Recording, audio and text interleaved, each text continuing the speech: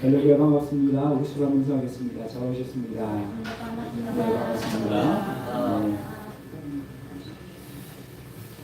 네. 여러분 참 태어날 때부터 소리를 듣지 못하던 아이가 있었습니다. 그나마 다행인 것은 보충기만 끼면 들을 수 있는 그런 상태였습니다. 그래서 이제 어느 정도 자라나서 이 아이에게 보충기를 끼우고 생애 첫 엄마의 목소리를 듣는 그 장면이 지금 보이는 사진입니다. 얼마 전에 TV의 예능 프로그램에서 이 부분을 다루는데요. 우리 같이 한번 보겠습니다.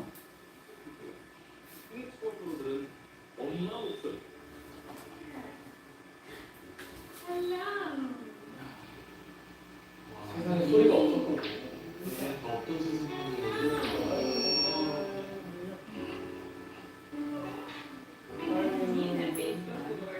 엄마도 처음 보는 표정이네. 그러니까.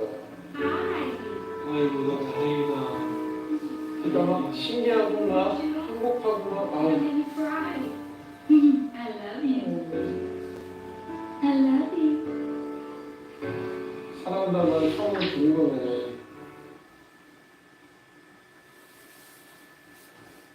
여러분 이 아이의 표정이 보이십니까? 사랑하는 말을 처음 들었을 때 너무 행복해하고 기뻐하고 감동하는 이 눈망울이 딱 걸 밝아지는 이런 모습 때 너무 감동적이지 않습니까? 여러분 이 아이는 이제 자라나면서 이렇게 부모로부터 사랑한다라는 부드럽고 온화한 목소리만 들을까요? 아니죠. 이 아기는 자라면서 어쩌면 위험한 물건, 또 위험한 곳으로 가려고 할 거예요. 그럴 때마다 엄마 아빠는 어떻게 하죠? 막 큰 소리를 지르죠. 어쩌면 아이가 경기를 느낄 정도로 무서운 말을 듣기도 해야 할 겁니다. 왜 그렇습니까? 그 목소리를 들어야만 이 아이도 살 수 있기 때문이죠. 우리 예수님이 지난주에 바리새인들을 향해서 화가 있을 것이다 라고 무서운 책망의 말씀을 하셨습니다. 그 이유도 바로 거기에 있는 거예요. 이들을 미워하기 때문이 아니라 사랑하기 때문이죠. 그래서 그들이 이 말씀을 듣고 회개하고 돌아오기를 원하시는 마음으로 이 말씀을 전한 것입니다. 그런데 그 자리에 또 누가 있었냐면 바리새인만 있었던 것이 아니라 율법 교사들도 있었습니다. 사실은 이 율법 교사들도 이 바리새인들과 크게 다르지 않아요. 바리새인들 중에 많은 사람들이 이 율법 교사를 담당했습니다. 일종의 직업이죠. 이 사람들이 평생 했던 일은 뭐냐면요, 성경을 열심히 베껴 적는 겁니다. 필사를 했던 거예요.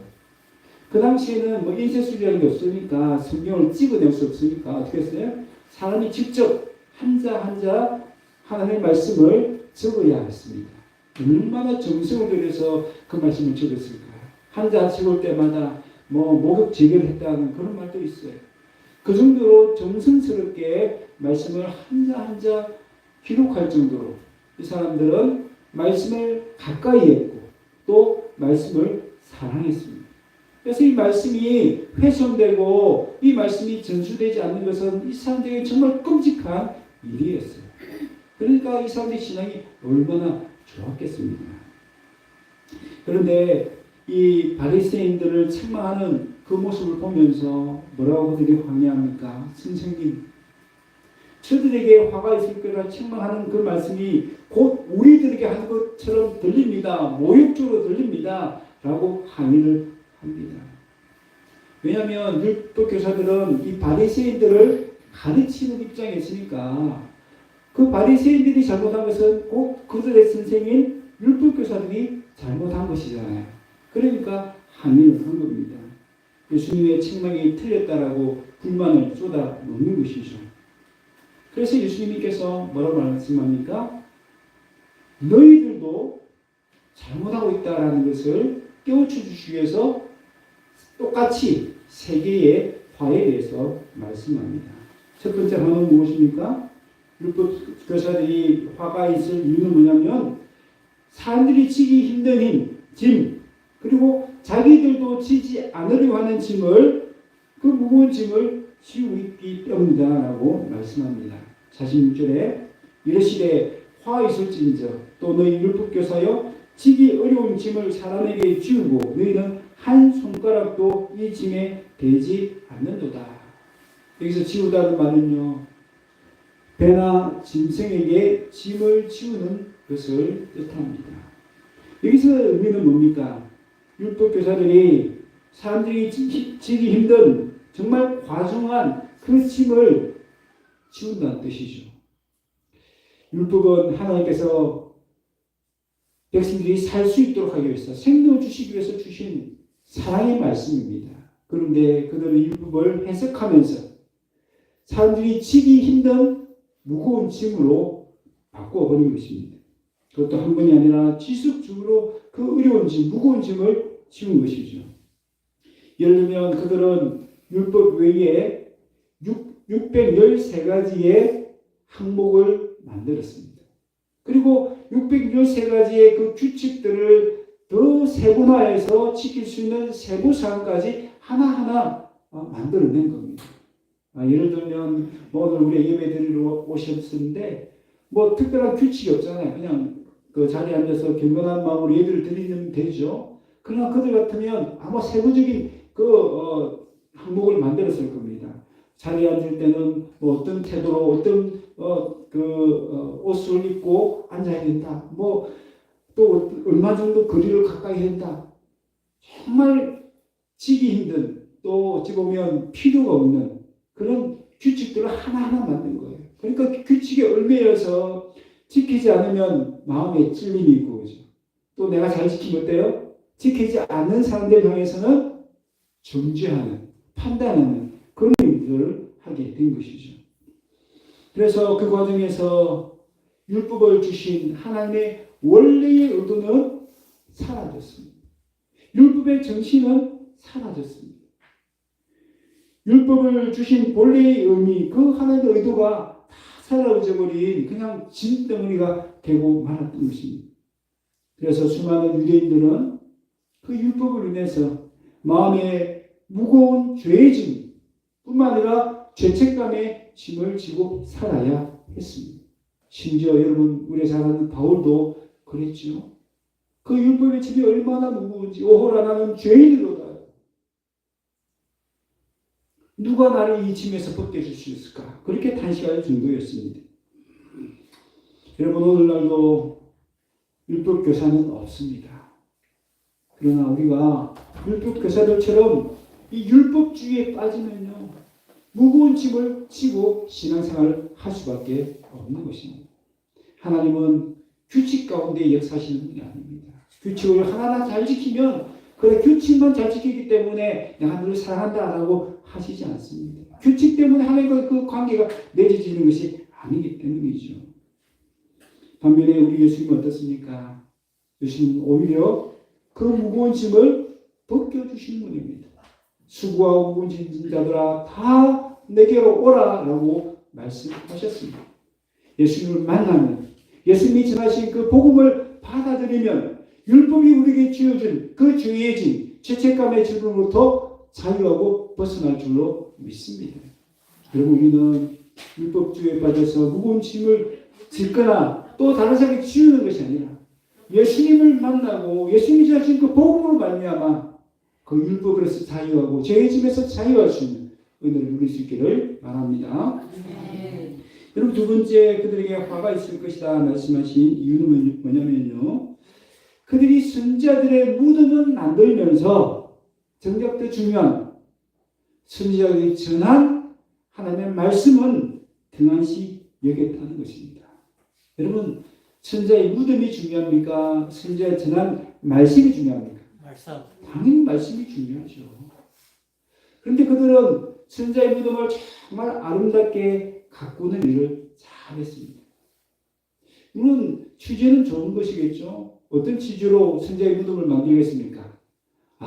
그 선지자를 정말 기리고 또 선지자를 기념하고 그 선지자를 높이는 그런 의미에서 그 선지자의 무덤을 화려하게 정말 예쁘게 잘 가꾸었을 거예요. 취지는 좋습니다. 그런데 시간이 지나면서 어떻게 됐을까요? 그 선자의 무덤은 화려해졌지만 그 선자가 말씀하신 그 말씀은 그냥 다 놓쳐버린 것입니다. 소홀히 여긴 것입니다. 그 모습만 화려하게 꾸민 것입니다. 여러분, 원래 이들은 말씀을 맡은 자들입니다. 말씀을 해석하고 말씀을 가르치는 책임이 있는 사람들입니다. 그 선지자들이 가르친 말씀이 결국 누구를 가리키는 거죠? 오실 메시아 예수님을 가리키는 말씀이었습니다. 그러니까 정말 이 사람들이 선지자의 무덤에만 신경 쓰지 않고 선지자가 전한 말씀에 정말 귀를 기울이고 이 말씀이 의미하는 건 뭘까 깊이 연구만 할 수 있다면 누구를 알아야 된다고요? 예수님을 알아봐야 되죠. 모든 선지자보다 더 크신 예수님, 장차 하나님의 약속의 성취자로 오실 그 예수님을 알아볼 수 있어야 됩니다. 다른 백성은 몰라도 말씀을 아는 사람들이고 그 선지자의 그 말씀을 아는 사람들이기 때문에 그 선지자들이 가리키는 이분이 바로 메시아야라고 가르쳤던 그 예수님을 그들이 누구보다도 잘 알아봐야 되잖아요. 근데 지금 어떻습니까? 그냥 영적인 소명이 돼서 예수님이 자꾸 눈앞에 있는데도 예수님을 알아보지 못하는 겁니다. 그러니까 예수님 입장에서 보면 너무 화가 나지 않겠습니까? 예수님을 영접하라고 많은 선지자들을 보냈습니다. 그분의 길을 예비하라고 세례 요한까지 보냈습니다. 그런데 지금 이들은 그 선지자들의 말씀을 다 무시하고 그 선지자 전한 약속의 말씀이 성취된 것으로 예수님 오셨는데 그 예수님을 영접하지 않는 것입니다. 얼마나 위선적인 모습입니까? 그러면서 그들은 선지자의 무덤을 꾸미면서 마치 자기들도 그 선지자처럼 위대한 신앙인 것처럼 포장을 잘했던 것입니다. 그 모습에만 신경을 쓰고 관심을 가졌던 것입니다. 여러분, 우리는 어디에 관심이 있습니까? 때로는 우리는 신앙의 겉모습에만 도취될 때가 있습니다. 나는 이렇게 예배도 잘 드리고 새벽 기도도 드리고 또 성경도 많이 읽고 봉사도 많이 하고 전도도 많이 한다. 그런 겉모습에만 내가 도취되어서 나는 좋은 신앙인이라고 착각할 때가 있지 않습니까? 우리 주님은 무엇을 보십니까? 우리의 외모가 아니라 우리의 중심을 보신다라고 말씀하셨습니다. 그럼 우리가 정말 만들어야 될 것이 무엇입니까? 율법 교사들처럼 선지자의 무덤을 만드는 것이 아니라 내 마음에 성전을 만들어야 됩니다. 여러분, 선지자의 무덤을 만드는 것이 중요합니까? 예수님을 모시는 것이 중요합니까? 예수님을 모시는 것이 중요하죠. 선지자의 무덤을 만든다면 예수님을 알아볼 수도 없고요. 예수님을 영접할 수도 없습니다. 예수님과 함께 할 수도 없어요. 우리는 내 마음에 성전을 지어야 합니다. 눈에 보이지 않는 성전, 여러분 두 개가 있는데요. 하나는 뭐냐면요. 고린도 3장 16절에 우리 마음이 바로 하나님이 거하시는 처소, 하나님의 성전이다라고 말씀합니다. 두 번째로 에베소서에 보면요. 지금 우리가 함께 모여 있잖아요. 그죠? 성도들의 모임이 이 교회가 하나님이 거하실 처소로 함께 지어져 간다라고 말씀하고 계세요. 그래서 우리는 눈에 보이는 교회 건물이나 눈에 보이는 우리 신앙의 겉모습이 아니라 더 중요한 우리 마음의 성전을 잘 가꿔야 되고요. 마음의 성전을 잘 지어야 되고요. 마음의 성전을 잘 청소해야 됩니다. 뿐만 아니라 우리 성도의 모임이 눈에 보이지 않는 교회를 함께 세워져가는 그 속을 통해서 하나님 임재를 경험하고 하나님 은혜를 경험하는 그런 아름다운 공동체를 만들어갈 수 있기를 바랍니다. 아멘. 여러분, 세 번째 화를 우리 주님께서 선언하십니다. 세 번째, 그들에게 왜 화가 있습니까? 율법교사들은 지식의 열쇠를 가지고 있으면서 문을 여는 것이 아니라 문을 닫고 있기 때문에 화가 있을 것이다 라고 선언하십니다. 하나님은 그들에게 뭘 맡기셨다고요? 지식의 열쇠를 맡겨놓으셨습니다. 어떤 지식의 열쇠입니까?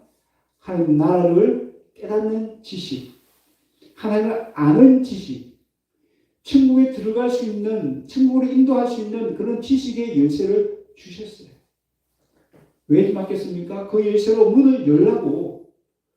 다른 사람들은 잘 모르니까 말씀을 통해서 그 지식의 문을 열라라고 열쇠를 맡겨놨는데 어떻게 했다고요? 자기들도 들어가지 않았고 들어가려고 하는 사람들도 다 가로막고 있다는 거예요. 못 들어가게 지금 막고 있다는 것입니다. 얼마나 기가 막힌 일입니까? 여러분 요즘처럼 날씨가 추운데 얼른 바깥에서 집 안으로 들어오고 싶지 않습니까? 그런데 열쇠를 가진 사람이 열 생각을 하잖아요. 열지도 않고 자기도 들어가지 않고 들어가려고 하는 사람 막고 있어요. 여러분 그럴 때 여러분의 마음이 어떨까요?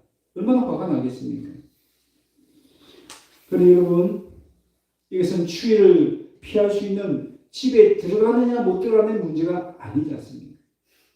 잠깐 바깥에서 고생하는 그 정도의 문제가 아니지 않습니까? 여러분 이것은요 천국에 들어가느냐 못 들어가느냐의 문제입니다. 이것은 잠깐의 문제가 아니라 영원의 문제입니다. 얼마나 심각한 문제입니까? 여러분 율법교사는요 하나님의 구원에 이르는 이 지식의 열쇠를 사람들에게 알려주지 않았습니다. 그리고 구약의 예언의 말씀, 선지자의 말씀을 묵상하고 연구하면서 그 선지자 바로 예수님이다 라는 것을 알려주지 않았어요. 그러니까 다른 백성들은 예수님을 알아볼 수 없었고 믿을 수 없었던 겁니다. 여러분 얼마나 심각한 죄를 지은 것입니까? 그런데 주인 되신 우리 하나님 입장에서 한번 생각해 보십시다. 그들이야 안 들어가면 그만이다 생각하지만 우리 하나님 입장에서 생각해 보세요. 하나님은 우리 천국잔치에 많은 사람들을 초청하시는 그 모습처럼 많은 사람들이 심지어 죄인들까지도 다 천국에 들어오기를 원하세요. 초청하셨어요. 초청하시고 문지기로 율법교사를 세워놓은 곳이에요. 그리고 그들에게 열쇠를 맡겨놨습니다. 오면 우리 그 초청한 손님이 오면 문을 열어주라고 열쇠를 맡겨놨어요. 그런데 율법교사가 어떻게 했다고요? 그 열쇠를 숨겨두고는 문을 다 가로막고 들어가지 못하도록 다 막고 있다는 겁니다. 여러분 많은 사람들 구원으로 초청하신 우리 하나님의 입장에서 보면 어떻습니까? 얼마나 화가 나실 거예요. 그래서 지금 화를 그들에게 선포하고 있는 것입니다.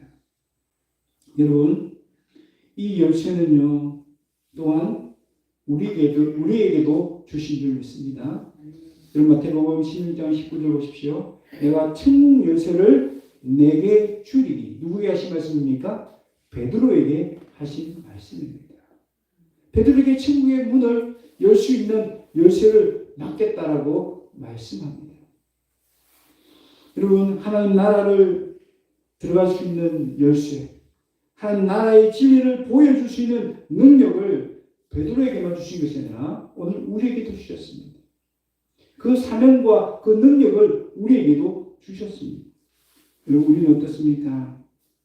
율법교사들처럼 이 천국의 문을 다 가로막고 있지는 않습니까? 아니면 율법교사들과 전혀 다르게 그 천국의 열쇠를 사용해서 많은 사람들이 주님 품으로 하나님 나라로 들어갈 수 있도록 그렇게 문을 활짝 여는 일을 잘 감당하고 계십니까? 오늘 안타깝게도 많은 성도들 중에서는 그들의 말과 행실 때문에 천국의 문을 닫아버리는 경우들이 얼마나 많은지 모릅니다. 그들이 세상 속에서 욕듣고 또 잘못한 행동이나 말 때문에 사람들이 하나님에 대해서 교회에 대해서 좋지 않은 감정을 품기 때문에 결국 천국의 문을 닫아버리는 경우들이 종종 일어나고 있죠. 여러분 우리는 어떻습니까? 우리의 착한 행실을 통해서 천국의 문을 닫는 자들이 아니라 천국의 문을 활짝 여는 그런 복된 삶을 살아가시기를 바랍니다. 그래서 언젠가 우리가 천국에 들어갔을 때에 정말 당신 때문에 저도 천국에 들어올 수 있습니다. 너무 감사합니다. 그런 인사를 들을 수 있기를 바랍니다. 예수님의 이 세 가지 화해의 말씀, 책망의 말씀을 들은 율법교사들은 어떻게 합니까? 아멘. 저희들이 잘못했습니다. 회개합니다. 뉘우칩니다. 그렇게 반응하나요? 아니요. 정반대로 반응하죠. 아주 거칠게 항의합니다. 마치 먹잇감을 향해서 달려드는 그런 맹수처럼 사냥꾼처럼 예수님께 달려나옵니다. 53절 54절 보면요. 거기서 나오실 때에 서기관과 바리새인들이 거세게 달려들어 여러 가지 일을 따져 묻고 그 입에서 나오는 말을 책 잡고자 하여 노리고 있더라라고 말합니다. 여기서 책 잡는다는 말은요. 원래는 사냥을 한다는 뜻입니다. 노려보고 있다는 뜻은 함정을 준비해서 숨어 기다린다는 뜻입니다. 무슨 말입니까? 사냥꾼이 짐승을 잡듯이 매복해서 짐승을 잡듯이 바로 예수님을 잡으려고 덤벼들고 있다는 뜻이죠. 여러분 얼마나 기가 막힌 일입니까? 하나님 말씀을 잘 아는 사람, 그 예언의 말씀을 잘 아는 사람, 그래서 선자들이 그 가리키는 예수님이 메시아라는 것을 잘 알아야 될 사람들이 그 메시아 되신 예수님을 영접하는 것은 고소하고 오히려 거절할 뿐만 아니라 이제 어떻게 한다고요? 죽이려고 한다는 겁니다. 여러분의 모습은 어떤 모습입니까? 이 성경에 나오는 것처럼 선지자를 죽였던 그 옛날 조상들의 모습과 똑같지 않습니까? 그래서 예수님이 그들에게 뭐라고 말씀합니까? 창세로부터 지금까지 흘렸던 많은 선지자의 피의 대가를 이 세대가 감당해야 될 것이다 라고 선언하십니다. 여러분 그들은 선지자들의 무덤을 만들었지만 결국 누구의 무덤을 만든 거예요? 자기 자신들의 무덤을 만들고 말았던 것입니다. 여러분 오늘 이 땅에는 율법교사는 없습니다. 그러나 율법교사는 없지만 율법교사와 비슷한 신앙의 태도를 가진 사람들이 있습니다. 때로는 제 자신의 모습 속에서도 그런 바리새인과 율법교사들의 그 모습들이 보일 때가 있습니다. 여러분 그럴 때마다 우리는 이 말씀을 기억해야 될 줄로 믿습니다. 우리 주님은 우리의 위선적인 신앙들을 고발하십니다.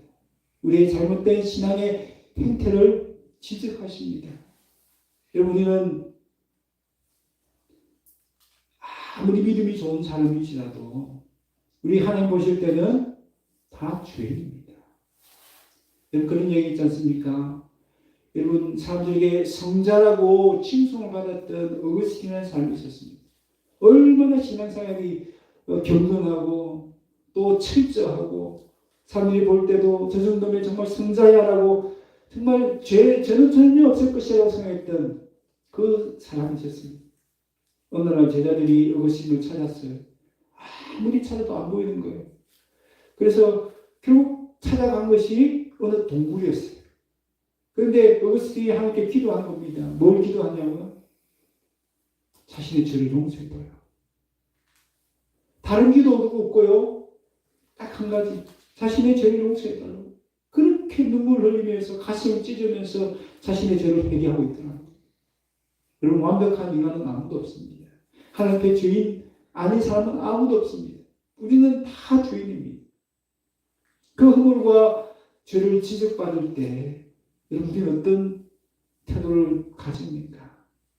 나는 아니야 라고 항변하고 거절하고 심지어 율법교사들처럼 예수님을 정죄하고 책 잡으려고 하고 죽이려고 하는 그런 마음의 태도는 없습니까? 여러분 우리는 하나님의 사랑의 음성도 들어야 되지만 어떤 음성? 책망의 음성도 들어야 될 줄로 믿습니다. 왜요? 그 책망의 말씀이 나를 살리는 말씀이기 때문입니다. 여러분 오늘 율법교사들이 왜 화를 당하죠? 결국 이 예수님이 전하신 책망의 말씀을 거절했기 때문입니다. 받아들이지 않았기 때문입니다. 듣지 않았기 때문입니다.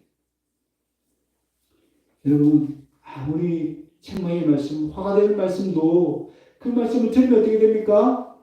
복으로 바뀌어질 수가 있는 것입니다. 오늘 하나님 우리에게 그런 기회를 주시고 계십니다.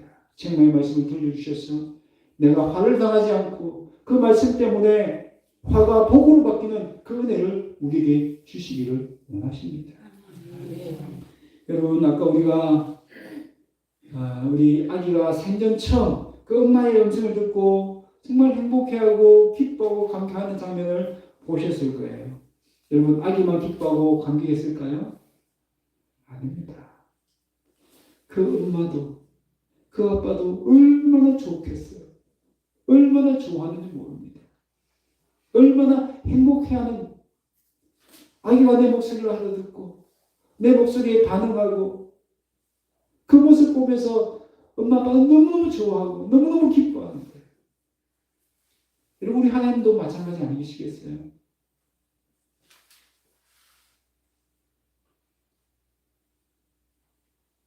우리를 사랑하셔서 우리를 살리시기 위해서 말씀을 했는데 우리가 아무런 반응을 보이지 않고 이 율법 교사들처럼 오히려 거절하고 나는 잘못이 없습니다. 오히려 예수님이 잘못됐다라고 책 잡으려고 하고 그런 모습 보인다면 부모로서 얼마나 마음 아프시겠습니까? 여러분, 우리 자녀들 키우고 다 아시지 않나요? 자녀들이 내 말을 들어줄 때 얼마나 기쁩니까? 그러나 반대로 정말 사랑을 담아서 책망을 하는데 그 말이 듣기 싫다고 기분 나쁘다고 방문을 막 차고 나와버리면 부모의 말이 얼마나 찢어지고 가슴 아픕니까? 우리 하나님도 마찬가지예요. 오늘 우리를 사랑하시고 우리를 살리시기 위해서 때로는 책망의 말씀을 주십니다.